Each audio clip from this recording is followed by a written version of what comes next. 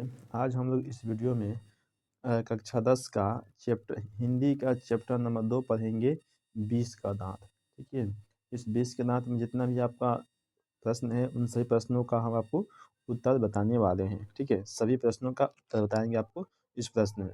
देखिए, इसका जो पहला प्रश्न है, पढ़ाई की प्रश्न नंबर 1, कहानी के शीर्षक की सार्थकता स्पष्ट कीजिए। ठीक है, ये आपका पहला प्रश्न है। लिखें, इसका उत्तर लिखेंगे कि कहानी का शीर्षक है 20 के दांत। कहानी की शुरुआत अमीरों के अहंकार से हुई है। ठीक है, जो कहानी की शुरुआत है वो अमीरों के अहंकार से हुई है। अमीरों के अहंकार को लेखक ने 20 के दांत कहा है। ठीक है, अपनी अमीरी के कारण ही सेन साहब हमेशा मदन को उपेक्षा की भाव से देखते हैं और उसके पिता को अपमानित करते हैं तथा उसे दंडित करवाते हैं। अपने पुत्र की बुराई को उसके इंजीनियर बनने की संभावना बताते हैं। ठीक है, कहानी के अंत में मदन ने अपने अपमान का बदला कासू के दांत तोड़ कर लिया है।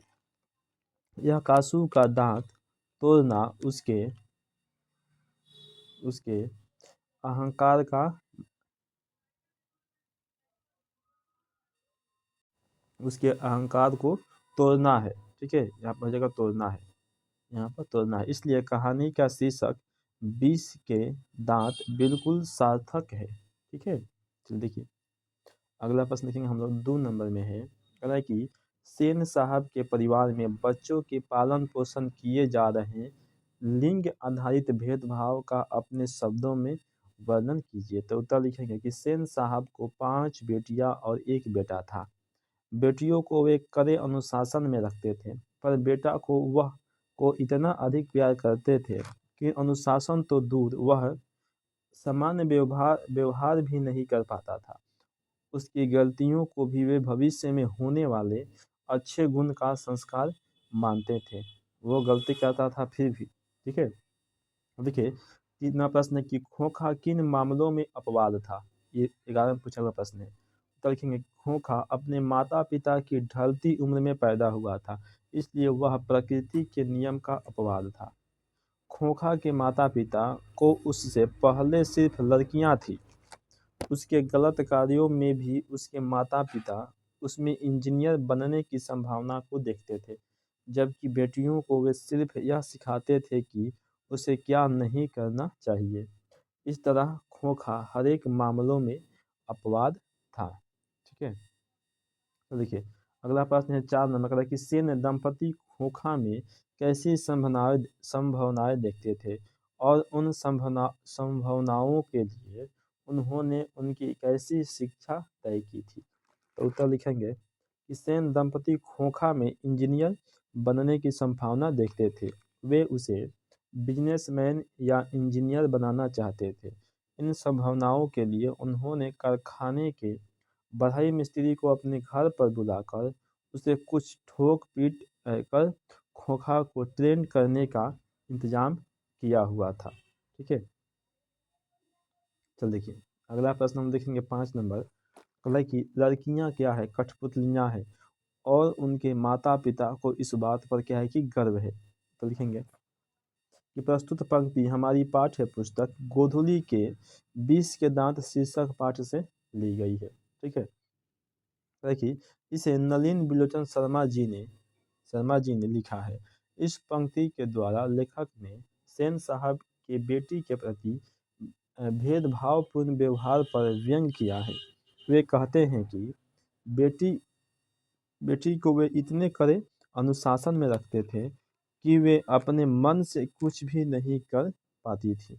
कठपुतलियों की को जिस प्रकार हम अपने इशारों पर नचाते हैं, उसी तरह सेन साहब की मर्जी के बिना वे कुछ भी नहीं करती थी। जब वे हंसने कहते थे जब वे हंसने को कहते थे तो हंसती, जब खेलने को कहते तो खेलती। उसे तो जोर से हंसने की भी क्या थी, मनाही थी, कि जोर से हंस भी नहीं सकती थी वो उनकी लड़कियां। अगला प्रश्न है 6 नंबर का, कि खोखा के दुर्ललित स्वभाव के अनुसार ही सेनों ने सिद्धांतों को भी बदल दिया था। तो उत्तर लिखेंगे कि प्रस्तुत पंक्ति हमारी पाठ्य पुस्तक गोधूली के 20 के दांत शीर्षक पाठ से उद्धृत है, इनके लिया गया है। इसे नलिन बिलोचन शर्मा जी ने लिखा है। इस पंक्ति के द्वारा लेखक ने सेन साहब के बेटे के प्रति बदलते हुए व्यवहार को बताया है। उन्हें बेटा बुढ़ापा में हुआ था। सेन साहब को जो बेटा हुआ था वो बुढ़ापा में हुआ था, इसलिए वे बेटा को बहुत प्यार करते थे। प्यार के कारण वह बिगड़ गया था। सेन साहब उसे सुधारने की बजाय उसके दुर्गुणों को भविष्य में उसमें इंजीनियर बनने की संभावना को देखते थे और उसे बचपन में इंजीनियर बनाने के लिए उन्होंने एक शिक्षक की बजाय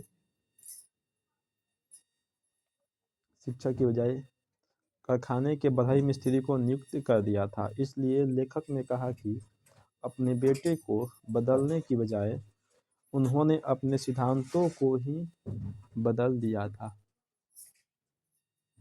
चलिए देखिए अगला प्रश्न है आपका, देखिए 7 नंबर कह रहा है कि ऐसे ही लड़के आगे चलकर गुंडे, चोर और डाकू बनते हैं। ठीक है, उत्तर लिखेंगे कि प्रस्तुत पंक्ति हमारी पाठ्य पुस्तक गोधूली के 20 के दांत शीर्षक पाठ से उद्धृत है। इसे नलिन बिलोचन शर्मा ने लिखा है। इस पंक्ति के द्वारा लेखक ने समाज में अमीरों और गरीबों के बीच की खाई को दिखाया है। एक अमीर का बच्चा अगर गाड़ी को तोड़ देता है तो उसमें इंजीनियर बनने की संभावनाएं देखी जाती है और उसके लिए बड़ाई के पुल बांध दिए जाते हैं और उसके माता पिता अपने बच्चे को करतूत पर उल्लसित होते हैं, उनके खुश होते हैं। वही अगर एक गरीब का बच्चा गाड़ी को छूना चाहता है तो उसे गिरा दिया जाता है, उसे जख्मी कर दिया जाता है। जब उसकी माँ उसे कुछ कहना चाहती है तो उसके बेटे के बारे में चोर, डाकू आदि शब्दों का इस्तेमाल कर उसे चुप करा दिया जाता है। इससे भी उसका मन नहीं भरता है तो उसके पिता को बुलाकर उसे भी अपमानित किया जाता है और उसे अपने पुत्र को दंडित करने का आदेश दिया जाता है। ठीक है, तो देखिए अगला प्रश्न है कि हंस कौओं की जमात में शामिल होने के लिए ललक गया था। उत्तर लिखेंगे प्रस्तुत पंक्ति हमारी पाठ्य पुस्तक गोधूली के 20 के दांत शीर्षक पाठ से उद्धृत है। ठीक है, इसे कहानीकार नलिन बिलोचन शर्मा जी ने लिखा है। इस पंक्ति के द्वारा लेखक ने कासू को हंस कहकर उसका मजाक उड़ाया है तथा गरीबों को कौवा कहकर उसकी बेबसी को दिखाया है। कासू एक दिन खेलने के लिए गली में निकल जाता है। गरीब के बच्चों को लट्टू खेलते देखकर उसका मन ललक जाता है और खेलने की इच्छा जताता है। इस पर मदन को एतराज हो जाता है क्योंकि उसने मदन का बहुत अपमान किया था। कासू तो अपने घर का बिगड़ा हुआ लड़का था, उसे नहीं सुनने की आदत नहीं थी, इसलिए उसने मदन पर हमला बोल दिया। मदन को भी ताकत तो थी ही, वहाँ कासू के बचाव के लिए कोई नहीं था। दांव देखकर कासू ने अपमान का बदला लेकर मदन विजयी होने में सफल रहा। हंस कौओं से नहीं जीत पाया क्योंकि कासू को हंस तो उसके माता पिता समझते थे, उसमें स्वयं अच्छा गुण था ही नहीं, इसलिए लेखक ने व्यंग के स्वर में उसे हंस कहा है। तो देखिए अगला प्रश्न है आपका 9 नंबर। देखिए 9 नंबर प्रश्न है आपका है कि सेन साहब और उसके मित्रों के बीच क्या बातचीत हुई और पत्रकार मित्र ने उन्हें किस तरह का उत्तर दिया।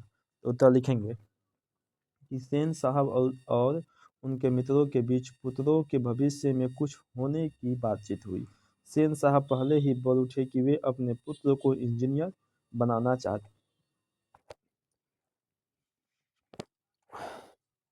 जब पत्रकार महोदय से पूछा गया कि अपने बच्चे के विषय में उसका क्या ख्याल है, तब उन्होंने कहा, मैं चाहता हूं कि वह जेंटलमैन जरूर बने और जो कुछ बने उसका काम है।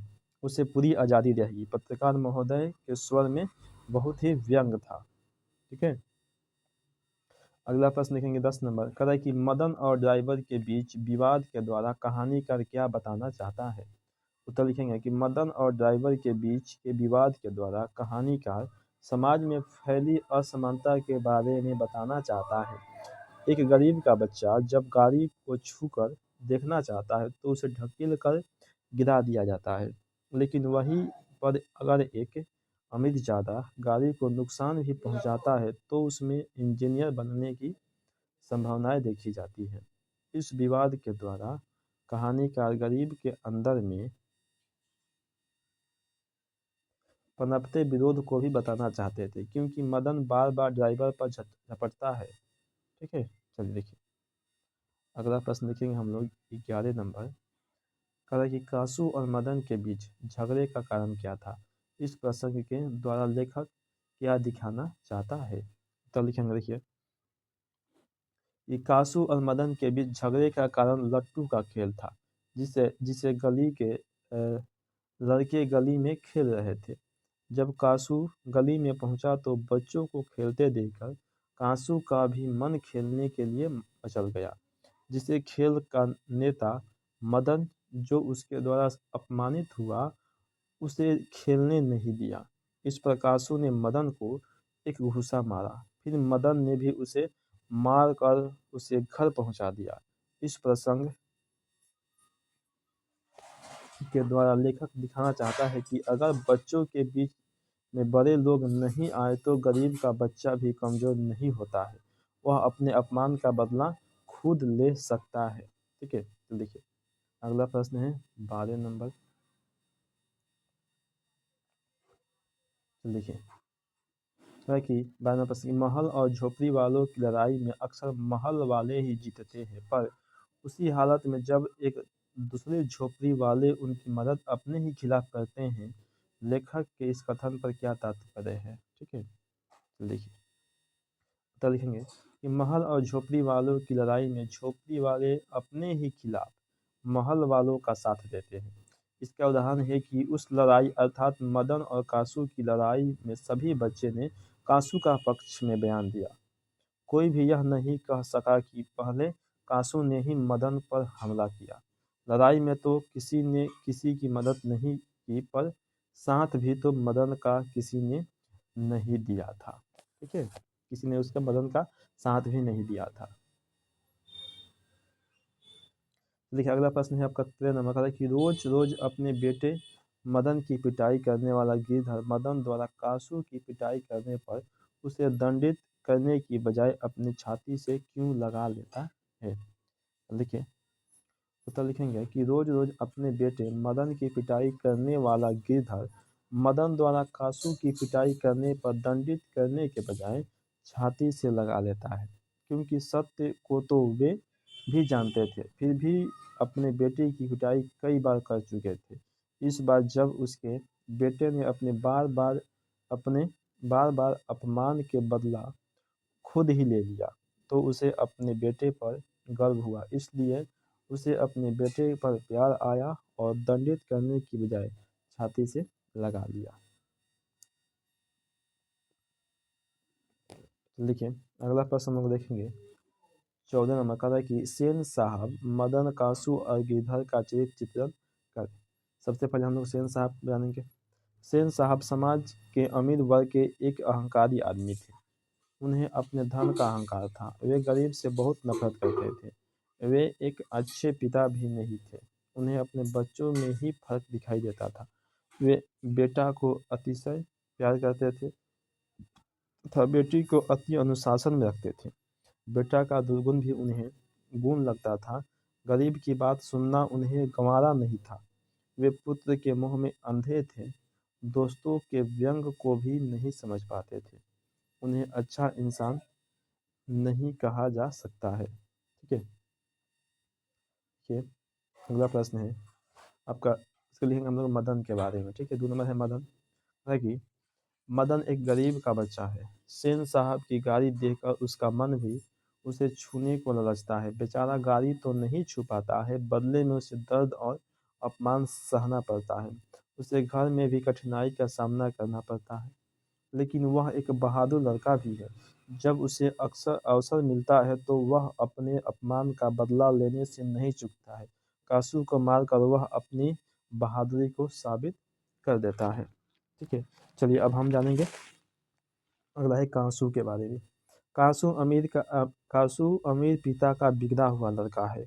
न देखिए, न वह अपनी बहनों से अच्छा व्यवहार करता है, न ही आगंतुकों से, और न ही वह पड़ोसी के बच्चों के साथ अच्छा व्यवहार करता है।